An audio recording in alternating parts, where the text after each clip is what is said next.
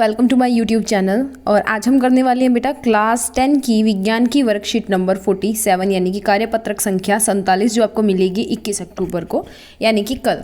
सो बेटा थोड़ी सी वर्कशीट्स जो हैं वो लेट हो रही हैं, इधर उधर हो रही हैं क्योंकि अभी स्कूल लगा है तो थोड़ा सा शेड्यूल जो है वो बिजी हो गया। पर जैसे ही टाइम निकल रहा है आप लोगों को वर्कशीट्स जो है वो हम प्रोवाइड करवा रहे हैं हम सब लोग। सो देखिए आज जो हम पढ़ने और समझने वाले हैं वो है तत्वों का आवर्त सारणी। ठीक है, सो ये हमने पहले ही काफ़ी कर लिया है, न्यूलैंड पढ़ चुके हैं, डोबर्नियर पढ़ लिया हमने, मेंडलीफ पढ़ लिया। आज जो है वो हम आधुनिक आवर्ती सारणी में तत्वों की स्थिति के बारे में देखने वाले हैं। तो देखिए आधुनिक आवर्त सारणी में 18 ऊर्ध्व स्तंभ है। देखो जब आवर्ती सारणी बनी ना वो एक ऐसे बनी है, आपकी बुक्स में दी होगी। ठीक है, सो एक ये ऐसे लाइंस होती हैं बेटा, ठीक है, एक ये है, ठीक है, और एक ऐसे होते हैं। तो ये जो खड़ी लाइनें होती हैं इनको बोलते हैं ऊर्ध्व स्तंभ। तो 18 ऊर्ध्व स्तंभ हैं जिनको समूह कहा जाता है और 7 क्षैतिज पंक्तियां हैं। ये वाली लाइंस ऐसे जो होती हैं ये दो इकट्ठी होकर एक पंक्ति बनाती है, तो 7 क्षैतिज पंक्तियां हैं इधर। ये 1, ये 2, ये 3, 4, 5, 6, 7 ऐसी 7 हैं। ठीक है, जिन्हें का क्या कहा जाता है, आवर्त कहा जाता है। ठीक है, आइए देखते हैं कि किसी समूह अथवा आवर्त में जो तत्वों की स्थिति है वो किस बात के ऊपर निर्भर करती है। तो पहले अगर हम बात करते हैं ऊर्ध्व स्तंभ में, उसके बाद में हम बात करेंगे क्षैतिज पंक्तियों में। सो ऊर्ध्व स्तंभ की बात करें कि ऐसे जो पड़े होंगे, ऐसे पहले फिर दूसरा फिर तीसरा।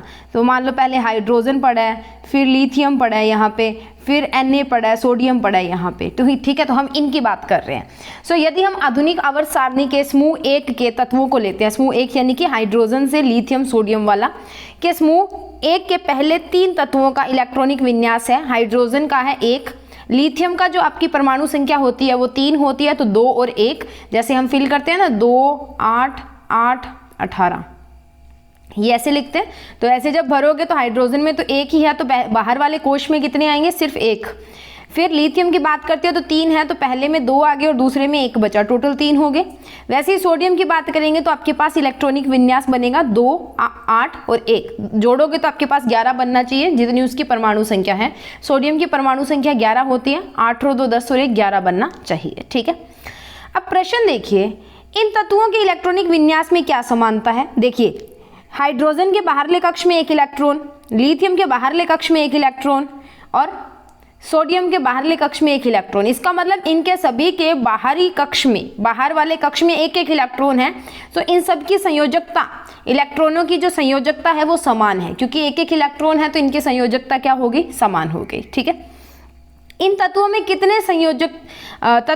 कितने संयोजकता इलेक्ट्रॉन है। संयोजकता मतलब वैलेंसी, बाहर वाले कोश में कितने इलेक्ट्रॉन है, तो हर एक के बाहर वाले में 1-1 इलेक्ट्रॉन है। ठीक है, एक ही समूह के सभी तत्वों के संयोजकता इलेक्ट्रॉनों की संख्या समान होती है, ये हमने देखा। अब ये जो हाइड्रोजन, लिथियम, सोडियम आते हैं ये एक ही समूह में आते हैं और सबके बाहर वाले कक्ष में 1-1 इलेक्ट्रॉन है, मतलब इनकी संयोजकता कितनी है, 1 है। ठीक है, इनकी संयोजकता कितनी है, 1 है। सो एक ही समूह के जितने भी तत्व आएंगे, ये तो हमने हाइड्रोजन, लिथियम और सोडियम की बात की, आगे अगर पोटाशियम भी आ जाता है और आगे चलते जाते हैं तो इस पूरे स्तंभ के अंदर, इस पूरे समूह के अंदर आने वाले जितने भी तत्व होंगे उनकी क्या होगी, संयोजकता 1 ही होगी। दूसरे आप में जाओगे, दूसरे समूह में जाओगे तो 2 होगी, तीसरे में जाओगे तो 3 होगी, चौथे में जाओगे तो 4 होगी। ठीक है, संयोजकता इलेक्ट्रॉन की संख्या समूह की संख्या, यानी कि अगर 3 संयोजक इलेक्ट्रॉन है तो तीसरे समूह की बात हो रही है, 4 संयोजक इलेक्ट्रॉन है तो चौथे समूह की बात हो रही है। ठीक है, किसी समूह के ऊपर से नीचे की ओर जाने पर कोशों की संख्या बढ़ती है। ऑब्वियस बात है, देखो यहाँ पे अगर आप देख रहे हो तो पहले में जो हाइड्रोजन था वहां पे 1 ही कोश आ रहा था, फिर लिथियम में 2 और 1 2 कोश आ गए, फिर सोडियम में 3 आ गए, आगे पोटाशियम में जाओगे 4 कोश आ जाएंगे। ठीक है, सो लिथियम टू पोटाशियम जब हम चले तो कोशों की संख्या पहले 2 थी, फिर 3 हुई, फिर क्या होगी, 4 होगी। तो कोशों की संख्या जो है वो बढ़ती जाती है। ठीक है, सो आपने एक तो ये चीज अंडरलाइन करनी है, एक ये वाला अंडरलाइन करना है और एक ये चीज लिखनी है। ठीक है, ये 3 चीजें आपने ध्यान में रखनी है अपने माइंड के अंदर।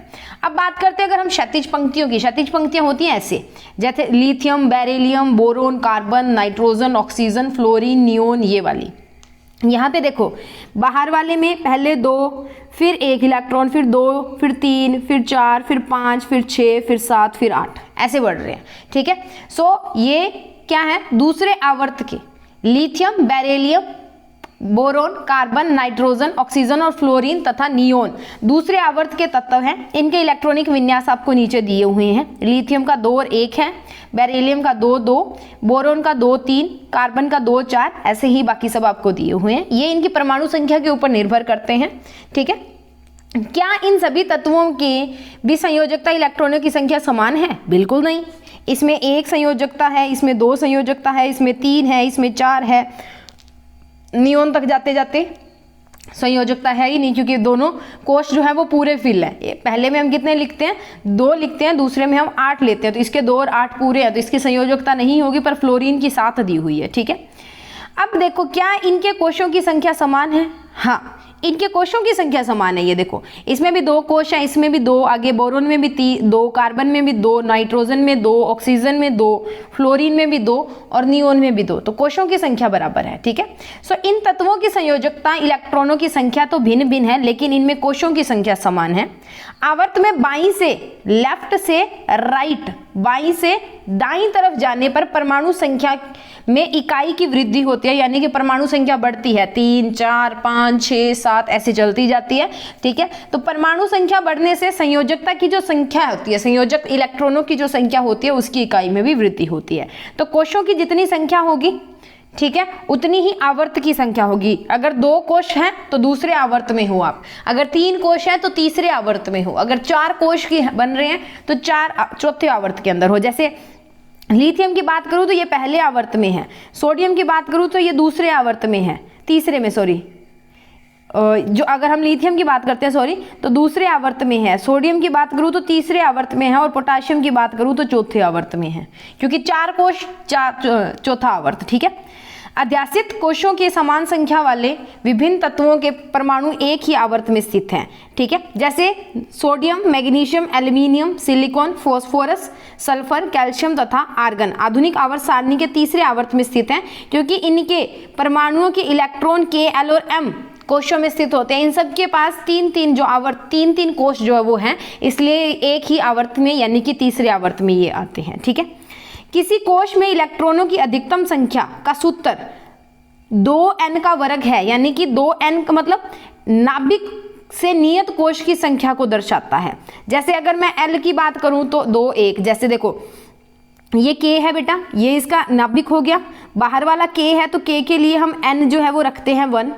ठीक है, K के लिए n रखते हैं 1, ये नाभिक, ये n1। ठीक है, फिर दूसरा आएगा तो n2, फिर तीसरा आएगा तो n3, ऐसे जैसे जैसे आप बढ़ते जाओगे n3 n4 बढ़ता जाएगा। तो ये K होता है, ये L होता है और ये M होता है। तो K के लिए n1 होता है, L के लिए n2 होता है, M के लिए n3 होता है। तो ऐसे जैसे आप लिखते जाओगे, तीसरा, चौथा, पांचवा, छठा और सातवें आवर्त में क्रमश तीसरे में कितने होते हैं? 8 तत्व होंगे, चौथे में कितने होंगे? 18, पांचवें में 18, छठे में 32 और सातवें में भी 32 तत्व होंगे। 32 तत्व यानी कि ऐसे जो आपकी आवर्त है उसमें ऐसे 32 तत्व जो है वो रखे होंगे। ठीक है, क्लियर हो गया? ठीक है, सो ये थी आज की हमारी वर्कशीट का मटेरियल जो हमने समझना था। अब इसके बारे में बात कर लेते हैं इसके क्वेश्चन की। टोटल 5 क्वेश्चन दिए हुए हैं, एक एक करके सबको डिस्कस कर लेते हैं। बारी आती है बेटा वर्कशीट के बाद उसके प्रश्नों की। तो पहला प्रश्न देखिए, फ्लोरीन और क्लोरीन स्मूथ तारा से संबंधित हैं। इन दोनों के बाहरी कोश में उपस्थित इलेक्ट्रॉन की संख्या को लिखिए। तो स्मूथ तारा में है तो बाहरला जो कोश है उसके अंदर 7 इलेक्ट्रॉन आएंगे। ठीक है, तो परमाणुओं के बाहरी कोश में इलेक्ट्रॉनों की जो संख्या है वो 7 है, क्योंकि पहले में 2 आ जाएंगे, दूसरे में 8 आ जाएंगे, तो उसके बाद में 8 आने चाहिए, पर हमारे पास 7 ही हैं। तो बाहरी जो इलेक्ट्रॉन हैं उनकी जो संख्या होगी, बाहरी कोश में जो इलेक्ट्रॉनों की संख्या है वो 7 आएगी। उसके बाद प्रश्न नंबर 2 है आपका, मैग्नीशियम, एल्यूमिनियम और सिलिकॉन के इलेक्ट्रॉनिक विन्यास को लिखिए। इन तत्वों के समूह के एवं आवर्त संख्या लिखिए। तो मैग्नीशियम का सबसे पहले देखिए, मैग्नीशियम का जो परमाणु संख्या होती है बेटा वो होती है 12। तो जब आप इलेक्ट्रॉनिक विन्यास लिखोगे तो वो आएगा 2 8 2। और जो इसका बाहरी इलेक्ट्रॉन जितने होते हैं, बाहरी कोश में जितने इलेक्ट्रॉन होते हैं उतनी उसकी समूह संख्या होती है। और जितने उसके पास कोश होते हैं, यहाँ पे 1 2 और 3 कोश हैं, ऐसे कोश बनते हैं, मतलब ये वाले। ठीक है, जितने उसके पास 3 कोश हैं तो आवर्त संख्या कितनी होगी उसकी? 3 होगी। उसके बाद में अगर एल्युमिनियम की बात करूं तो इलेक्ट्रॉनिक विन्यास आएगा 2 8 3। समूह संख्या बाहर वाले कोश में 3 इलेक्ट्रॉन है तो समूह संख्या 3 आएगी और आवर्त संख्या 3 आएगी क्योंकि 3 कोश हैं। सिलिकॉन की इलेक्ट्रॉनिक विन्यास की बात करूं तो 2 8 4 आएगा, समूह संख्या 4 आएगी और आवर्त संख्या इसकी 3 आएगी। ठीक है, next is question number 3। Question number 3 में क्या है, समूह 1 के पहले 3 तत्वों के विन्यास लिखिए, इन तत्वों के इलेक्ट्रॉनिक विन्यास में आप क्या समानता पाएंगे। तो समूह 1 के पहले 3 तत्व हैं हाइड्रोजन H, लिथियम Li और सोडियम Na। हाइड्रोजन का इलेक्ट्रॉनिक विन्यास परमाणु संख्या 1 होती है तो 1 होगा। लिथियम का इलेक्ट्रॉनिक विन्यास परमाणु संख्या 3 है तो 2 और 1 होगा। सोडियम का इलेक्ट्रॉनिक विन्यास परमाणु संख्या 11 है मतलब 2 8 1 होगा। अब यहाँ पे क्या, इसके भी बाहर वाले कोश में 1 इलेक्ट्रॉन, इसके भी बाहर वाले कोश में 1 इलेक्ट्रॉन, इसके भी बाहर वाले कोश में 1 इलेक्ट्रॉन। तो जैसे हमने वर्कशीट में भी पढ़ी थी, ये समूह 1 के पहले 3 तत्वों के बाहरी कोश में 1 संयोजक इलेक्ट्रॉन होता है। इस प्रकार इनकी संयोजकता समान होती है। कितनी होती है? 1 होती है। ठीक है, बाहरी कोश में जितने इलेक्ट्रॉन होंगे उतनी संयोजकता होगी। उसके बाद है चौथा क्वेश्चन, पहले, दूसरे, तीसरे और चौथे आवर्त में कितने तत्व उपस्थित होते हैं। तो प्रथम आवर्त में केवल 2 तत्व हाइड्रोजन और हीलियम होते हैं, दूसरे आवर्त तथा तीसरे आवर्त में 8 तत्व होते हैं और चौथे आवर्त में 18 तत्व होते हैं। हम लिखते हैं ना 2 8 8 18। तो पहले में कितने हैं? 2, दूसरे में 8, तीसरे में भी 8, चौथे में 18, पांचवें में भी 18 होते हैं। ठीक है, छवें में 32 होते हैं। तो हमने 4 तक पूछा तो हमने ये बता दिया। उसके बाद में आपका 5वां प्रश्न है बच्चे, आधुनिक आवर्त सारणी और मेंडलीव की आवर्त सारणी के तत्वों की व्यवस्था की तुलना कीजिए। तुलना करनी है हमने, तो मैंने आपको 4 जो है वो इसके पॉइंट दिए, आप 2 3 कितने भी जो है वो लिख सकते हैं। ठीक है, तो मेंडलीव की आवर्त सारणी में तत्वों को उनके द्रव्यमान के बढ़ते क्रम में सजाया गया है, लेकिन आधुनिक आवर्त सारणी में उनकी परमाणु संख्या के बढ़ते क्रम में सजाया गया है। इसमें ग्रुप की संख्या केवल 8 है, इसमें ग्रुप की संख्या 18 है। समस्थानिकों के लिए कोई निश्चित स्थान निश्चित नहीं किया गया, क्योंकि तत्वों को उनके परमाणु संख्या के आरोही क्रम में सजाया गया, अतः समस्थानिकों के लिए अलग से किसी स्थान की आवश्यकता नहीं है। हाइड्रोजनों के स्थान की व्याख्या नहीं की गई, पर यहाँ पे हाइड्रोजन को सही स्थान पर रखा गया और उसकी सही व्याख्या जो है वो की गई। ठीक है, तो ये था प्रश्न नंबर 5 का आंसर, आपकी स्क्रीन के ऊपर आपको दिख रहा है। उसके बाद है ये आपके पास प्रश्न 4 और 3 के उत्तर। उसके बाद मैं आपको दिखा देती हूँ प्रश्न नंबर 2 का उत्तर और प्रश्न नंबर 1 का उत्तर। तो ये आपकी स्क्रीन पे रहे पहले दोनों क्वेश्चंस के आंसर्स। आप यहाँ से इनका स्क्रीनशॉट लेके इनको अपनी वर्कशीट्स के ऊपर कंप्लीट कर सकते हैं।